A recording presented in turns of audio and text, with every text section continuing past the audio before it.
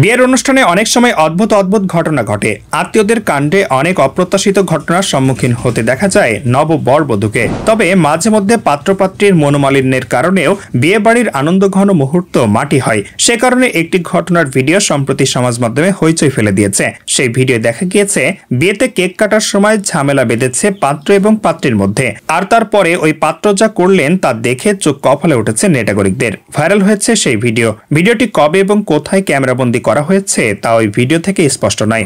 Viral সেই video দেখা গিয়েছে বিয়ের মঞ্চে বসে রয়েছেন পাত্রপাত্রী, তাদের সামনে একটি টুলে কেক রাখা, একসঙ্গে কেক কাটছেন তারা। কেক কাটার পর প্রথম টুকরোটি বরকে খাইয়ে দেন বধূ। কেক খাওয়ানোর পর খুশি মনে পাত্রীর দিকে কেকের টুকরো এগিয়ে দেন সেই পাত্র, কিন্তু পাত্রী বেঁকে বসেন। কেক খেতে রাজি হননি তিনি, উল্টে মঞ্চ ছেড়ে বেরিয়ে যান। রেগে অগ্নিশর্মা হয়ে যান বর, তেড়ে ফুড়ে উঠে লাথি হাঁকান। কেক এবং টুল দুই ছিটকে পড়ে যায়। তার চোখে মুখে রাগ ফুটে ওঠে।